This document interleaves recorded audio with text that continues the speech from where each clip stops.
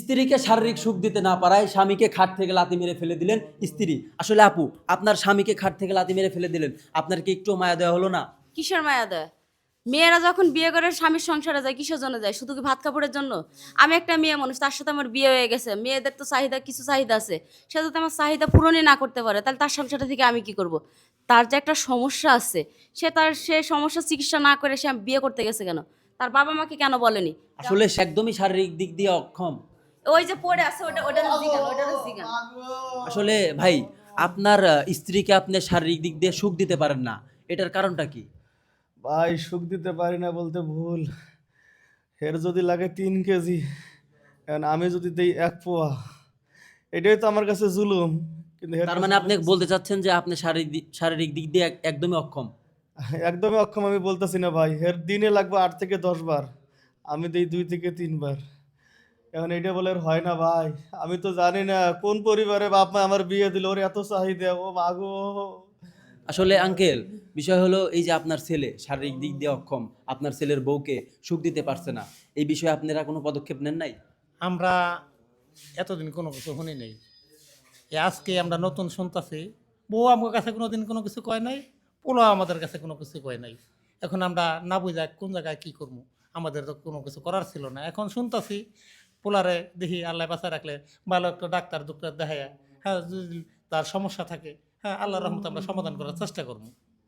আসলে আন্টি, এই যে আপনার ছেলের বউকে শারীরিক সুখ দিতে পারছে না, এই বিষয়ে আপনার মতামত কি?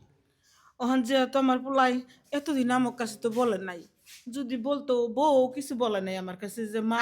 আমি শরমে কি কমো আপনাদের? হ্যাঁ, শরম তো আমার, শরম তো আপনার পোলার না। আপনার পোলার উচিত ছিল সে নিজে যেয়ে চিকিৎসা করে এসে তারপর সংসার করার।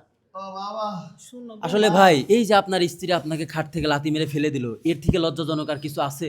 ভাই এটা তো ঘরের ভিতরে ছিল ভাই, এখন তো পরপুরুষ, বাইরের লোক, আনাচে কানাচে হাট বাজার সবাই জানিয়ে গেল ভাই। আমি এই বউ নিয়ে খামু না ভাই। তোমার খাওয়া লাগবে না, তুমি ও মা গো।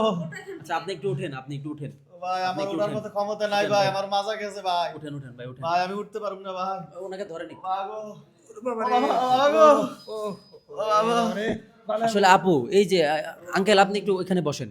আসলে আপু, এই যে আপনার স্বামী শারীরিক দিক দিয়ে অক্ষম, তাকে ভালো একটা ডাক্তার দিয়ে দেখালেই তো সমাধান হয়ে যায়।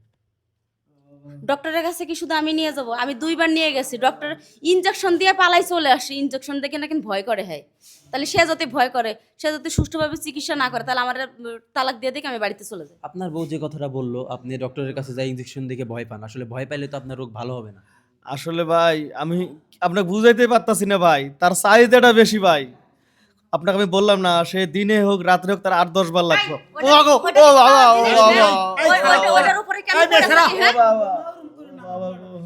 আসলে আপু, আপনার এখানে শ্বশুর শাশুড়ি আছে, আপনি আমি একটু ওরে রাখুম না আব্বা, ওরে তালাক দেওয়ার ব্যবস্থা করো বাবা, লইলে ওরে মাইরা ফেলাইবো। আমি এরকম বউ রাখুম না ভাই, আপনি তালাক দিবেন কিভাবে? কারণ সে তো অক্ষম না, আপনি শারীরিক দিক দিয়ে অক্ষম। ভাই। আমি অত কিছু বুঝি না, দরকার হলে আমার যেরকম পাওয়ার আমি ওইরকম পাওয়ার দেখে বউ নিয়ে আসুন ভাই, কিন্তু বেশি পাওয়ার হলে বউ আমার লাগবো না ভাই। আসলে দর্শক, যারা শারীরিক দিক দিয়ে অক্ষম, তারা অতি তাড়াতাড়ি আপনারা চিকিৎসা নেন ভালো ডাক্তার দিয়ে, নইলে এনার মতো অবস্থা আপনাদেরও হবে।